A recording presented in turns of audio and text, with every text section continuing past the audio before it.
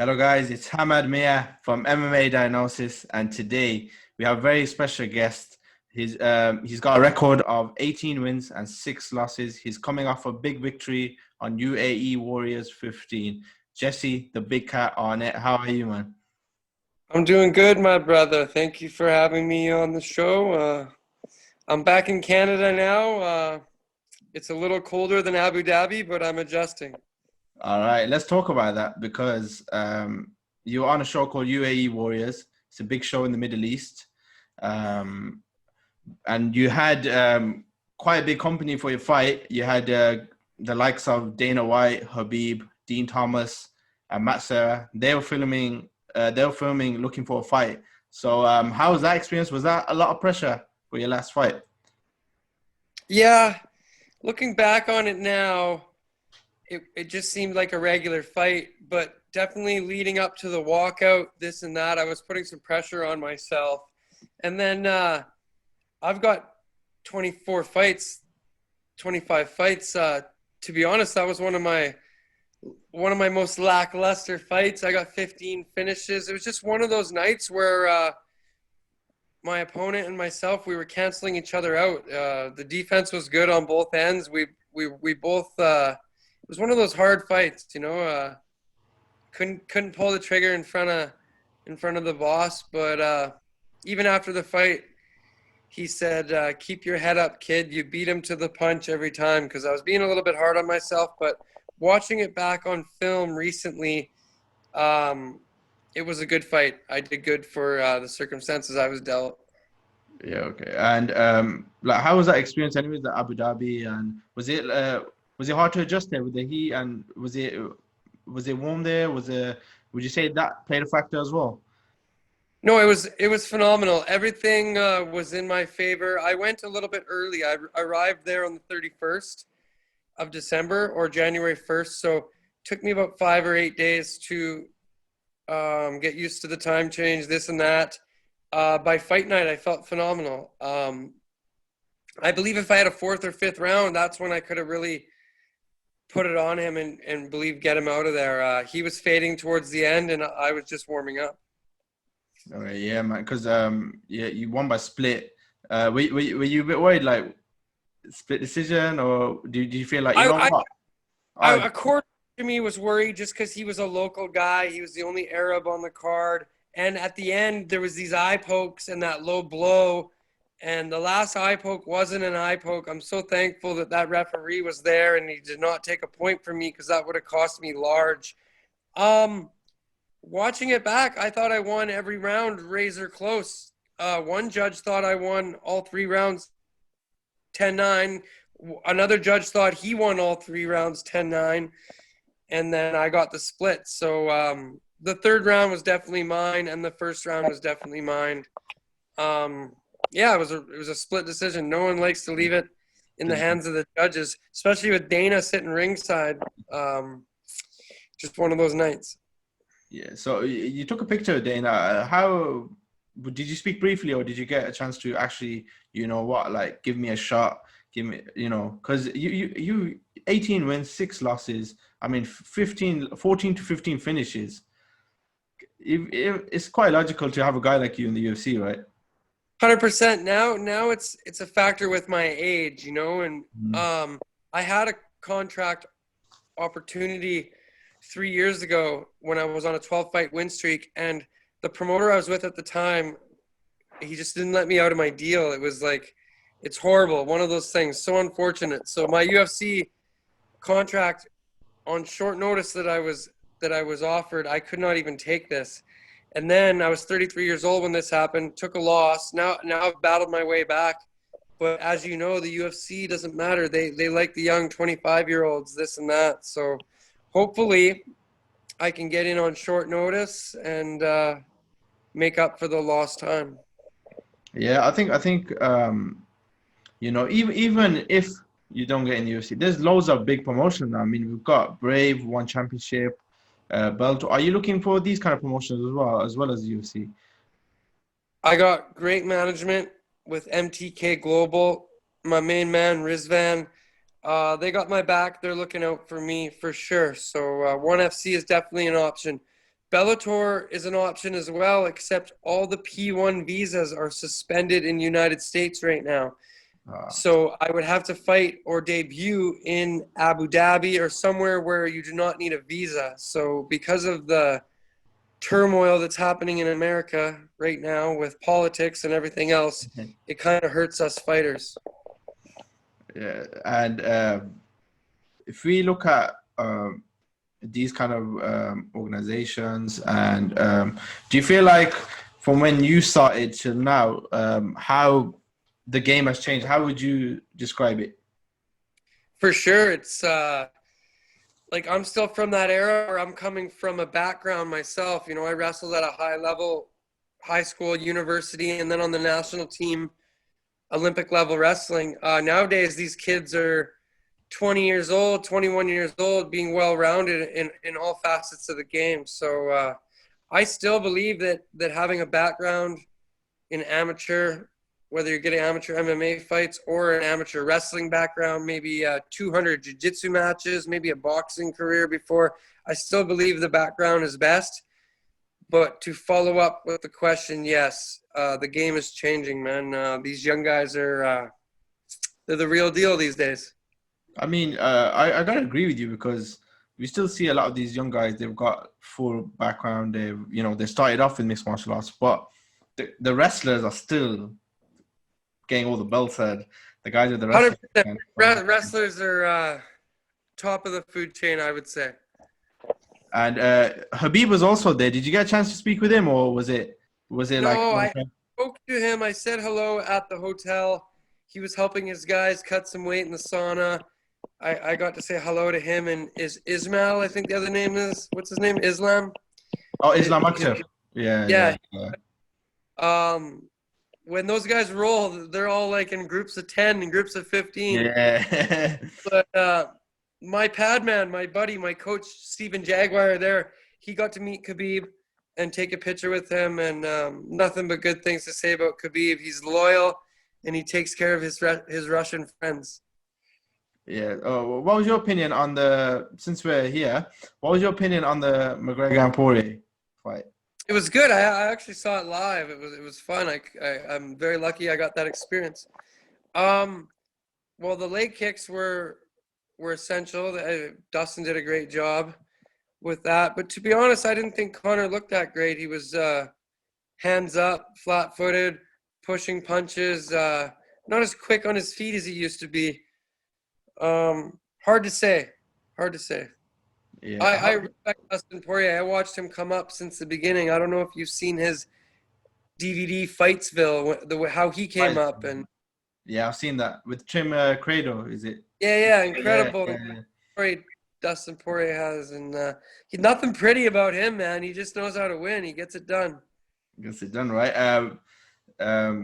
Speaking about that, how was that experience being live with the UFC? Getting them tickets. I mean, there was only a couple thousand people there, so how was that like the whole experience? Because you've been to, was it 2 events you went to? Yeah, I went to 2. I could have went to 3. I just didn't want to sit in there all night, man. I'm glad I missed that middle card too, because a lot of people said it was boring. In the middle show, only about 300 people showed up.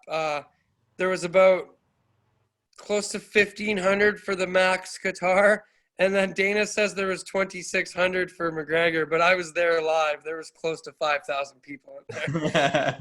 It was, they kept filtering people in near the end there, and nobody was social distancing, and everyone had their masks half on. So it was a bit of an old world feel. And the tickets I actually had, I had some good friends there that I met who hooked me up. And if we had to purchase those tickets post or pre-COVID, I would say they'd be anywhere to $8,000 American. So I'm very thankful. That was quite an experience. Wow. Okay. So you got them a good price, right? Oh yeah. I think they were paying $300. Like they were going as low as $200, $300 American at the end there. Yeah, that's cheap for the UFC. The tickets are quite expensive. I see you have 11 victories by submission on your record, and 6 of them are by Bravo choke, I believe. Is that? Do you have the record for that as a professional fighter? I don't know. That'd be interesting to see. Yeah, I like that choke. You know, I'm good at it because I'm a wrestler. It's frustrating a little bit because I only had the one submission opportunity with Elias late in the third round there. I believe if I would have pushed the takedowns a little more and got him into these jiu-jitsu positions, I might have been able to snag a submission on him. I didn't get any rolls with any good black belts since about December 15th with all the lockdowns. Yeah. And then maybe in my head I was thinking, oh, I'll just beat him at boxing. But woulda, coulda, shoulda, didn't. So Yeah, I mean you're well rounded, right? You can use all your assets, so that's the thank main you. thing, right? And speaking about jiu-jitsu, I saw you compete in a few super fights. Is jiu-jitsu something you do regularly on your off season, or is it just one-off, like whenever you get the chance? I like jiu-jitsu, man. If anything, I wrestled my whole life, and I grew up wrestling. So I go to striking practice, and I go to jiu-jitsu practice. So with the jiu-jitsu guys, I'll make them stand with me so we can wrestle down to the floor. But I don't have a regular wrestling practice or a regular wrestling class.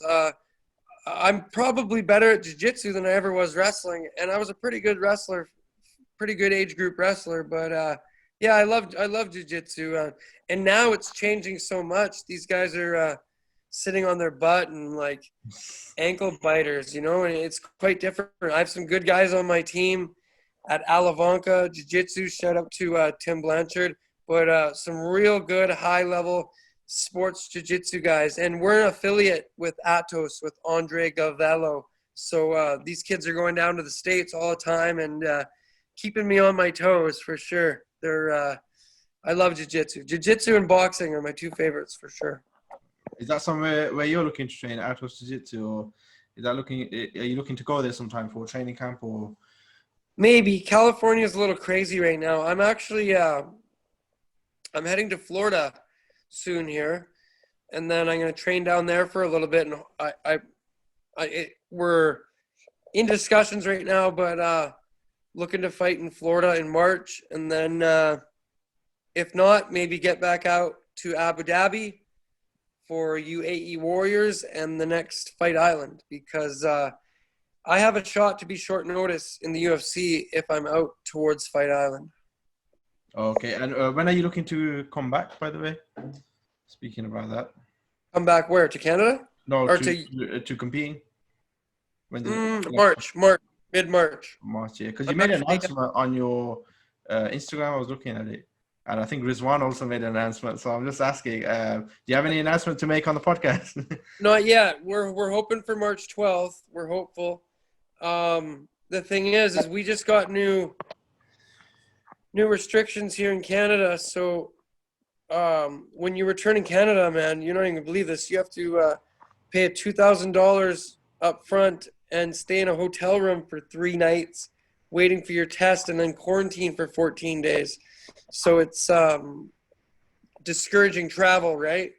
Yeah. So the promoter putting this show on is Canadian. We're just trying to work out the final details. I'm actually going to know in the next 24 hours what's happening. Okay, so you're going to be competing in Canada, is it? Or well, no, Canadian promoter, but we'd be competing in the States. He's taking his show to the States. Yeah. I mean, it would be easier, right, if it was in Canada, but like I said, with the restrictions. Yeah, Canada's crazy right now. Yeah, so we're looking at March. I want to ask you another question. How did you get the nickname the Big Cat? My friends, when I was a kid, they used to call me Little Cat, this one guy. So then when I got a little older, I'm still little, but we just changed it to Big Cat. And then this rapper Gucci Man, he used to call himself Big Cat with Flair, and kind of stole it from him too. All right. And I'm going to ask you some, before we end the interview, I'm going to ask you some light questions now. So we're going to start off with striking or grappling? Grappling. Grappling, yeah. Although I strike too much when I'm a great grappler. So which one is it? Striking? I don't know. Well, I should grapple. I should be grappling, but sometimes it is striking. It's hard to tell. Yeah, I think wrestlers get addicted to the striking, right? For some reason, man. Khabib even says, I don't know what we're doing. Why don't we just stick to wrestling? Yeah. Is that something you're planning to do in each fight? Like, just, you know what, man? Just forget the striker. Let's go for the double leg. Get the. That's who knows, man. I get stuck in a mindset. Like, I was beating that last guy to the punch, and I felt like I was in no danger once I felt his power. He didn't have much power, so I felt I could just stay at range and beat him up, right? And like then it becomes a competitiveness all of a sudden. You can't catch me, I can't catch you, and then all of a sudden 15 minutes is up and you didn't even take a shot. Because the reason why I'm asking that is because obviously guys like Dana White, he always says, it looks like the guys that do get the knockouts and think get more opportunities. Would you agree with that than the grapplers? I'd agree with that 100%. Like, I don't want to be that guy, and I've never been that guy that lays on top of somebody and doesn't go for the finish. And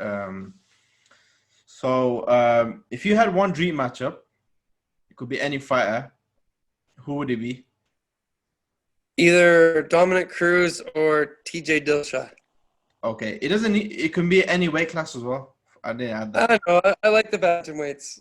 And, Dominic Cruz has been around forever. So to see him fighting up again here in March, that's awesome. Against another stud, an up-and-comer. Yeah. Do you find that a bit weird that the up-and-comer is the favorite against Dominic Cruz? Maybe. It's hard to say, man. Isn't Francis Ngannou the favorite over Stipe? Yeah, I don't get that one either because Incredible, Stipe knocked the floor with him in the last one. So I don't know. I've seen improvements, but we're gonna get to that anyways. So I'm gonna ask you predictions for a few fights now. Starting off with Gilbert Burns versus Kamaru Usman. I think Kamar has that one. I don't know enough about Gilbert Burns, but from what I've seen, he's a legit game live guy. So that looks like it's going to be a solid fight, but I'll take Usman. You take Usman. How do you see him winning? Decision. All right. Next fight, Leon Edwards versus Khamzat Chimaev. I think Chimaev wins that one. If you look back to the Leon Edwards fight, Donald Cerrone finished him with a teep to the stomach that he called the low blow. And if you look back to it, it wasn't even close to a low blow. It was a liver shot, and Cerrone won that fight. He took like 3 minutes off on that. Leon Edwards did. He got away with murder. That was criminal. And I'm no Cowboy Cerrone fan either. I'm gonna rewatch that because I'm a Leon fan, right? He's from the same city as me, same area. So I like Leon Edwards. I'm nothing against him, but the only fight I watched over his was to see what he was like to fight this Russian. And I swear, man, he got teeped right in the liver, and he pulled low blow, and it was bad. It was a bad straight liver. So you think? How do you see Khamzat winning then? Probably on top. But who knows? I don't. Then again, I watched one fight with Leon Edwards. That's the only fight I've ever watched. Him versus Cerrone. All right, because he's on a solid win streak. So we'll see if Khamzat beats him, then we know for sure, definitely this guy is a real deal. Yeah, this guy is the real deal. All right, and the next one is obviously we just spoke about it. Stipe Miocic versus Francis Ngannou. It's going to be tougher this time because Francis is going to be tougher to get down this time, and the only path to victory for Stipe would be to get him down. The other guy just hits way too hard. He doesn't have no technique. You don't have to have technique when you're just throwing rainbows and lunch pails, and like if he gets hit by one of those, he's just going to go down. I think that's a hard one this time. That's a hard one this time, but I'm going to go with the American, Stipe. Stipe. How do you see Stipe? Do you see Stipe finishing him or? I say decision again. Tough decision. Yeah. All right, and I'm going to ask you two more. Super fight, Han Blachowicz versus Israel Adesanya. So the light heavyweight champion versus the middleweight champion. I think, oh man, it's so tough because Adesanya's looked so much better since he fought Calvin. Calvin was the only time he didn't look great. And since then he's looked really good, you know, so it's hard to pick against him. And Jan's straight traditional, you know what you're going to get with Jan, right? Power, Yeah. but hands up, fundamentals, traditional. I think Adesanya might have what it takes to catch that guy. So do you think Adesanya finishes him or? Yeah, I think Adesanya finishes him. All right, and the last one, I think this would be a fun one. It's a hypothetical matchup. Khabib versus your fellow Canadian GSP. I don't know. That's hard, eh? I think Khabib. However, you know what I want to see is Michael Chandler versus Khabib. I think Chandler has what it takes to beat Khabib. You think so? Yeah, just because he's not going to hold Chandler down. Chandler's going to be able to find those scrambles to get up. The NCAA American wrestlers, that's the best background to have for folk style, and collegiate wrestling is the best background to have for mixed martial arts. I was lucky enough myself to come up in that program and get 4 years of NCAA wrestling. And because that's interesting, because I was saying that to somebody as well. Like Khabib's fought some great guys, but for example, Dustin Poirier, great striking and jiu-jitsu, but he lacked the wrestling. Gaethje had the power and striking and the wrestling, but he had no jiu-jitsu. So I feel like a guy like Michael Chandler would definitely be a really hard matchup. Mike Chandler might be able to do Dustin in pretty easy too. It's all styles, right? Mm. And the power, right, as well, the KO power. He looked great in there. And I saw that live close up, and he looked good, and he looked huge for the division, you know, and Dan Hooker almost looked like he was fighting at 7 a.m. or something. Yeah, you know, like it didn't belong. It's crazy, man, because I was picking Chandler initially, and then all these fighters were telling me, oh, Hooker, and then I got kind of sucked into it like Hooker, but... Yeah, I was picking Hooker too, because my buddy talked me out of Chandler, and I knew deep down, how do you think Patricio Pitbull would do over in the UFC? How did he beat Chandler? With the knockout? That's crazy, right? Because he's a weight class like lower. Smaller. He probably 1 or 2 weight classes lower. He fought on bantamweight and featherweight, and then he beat Chandler as well. Patricio would do really well in the UFC. 100%. I think honestly, he's got a solid shot, especially with that stance he does, that kind of karate stance. He's got loads of power as well. Great background. Yeah, man. Some of these Bellator guys, man, they could definitely be champions in the UFC. I mean, Eddie's already that 135 division in Bellator is stacked, and it's tough. It's just as tough as the UFC division, in my opinion. Yeah, I mean, we got Horiguchi beating guys like Darren Caldwell, and I know. Styles make fights, right? It just depends on the night. That's MMA. It's more difficult to predict than boxing. Speaking about that, so you got Khabib beating GSP. I don't know. I've always thought GSP would probably beat him because of the overall. If you look at his attributes, he's got the remedy to beat a guy like Khabib. Maybe. I like George, but George left his gym, and he's not really training. He's not really associating with the TriStar guys right now. Yeah, I seen that. He's training at, is it H2O? Where? H2O MMA. Is it H2O gym where Olivier Aubin Mercier trains? I think he's training there. So I've seen some pictures. Yeah. He is. He switched things up a little bit. Yeah, that's quite interesting. I mean, we don't know. It's a hypothetical matchup. And before we end it, I'd just like to ask you, is there anything you'd like to say? Anything you'd like to say to where could people follow you? Where can people give you, if you'd like to thank anyone? Thank you for having me on the program here. You can follow me on Facebook, Jesse Arnett, Twitter, Big Cat's Real, and Instagram, Jesse Arnett, Big Cat. Yeah. Before I conclude, I'd like to thank you for coming on to MMA Diagnosis.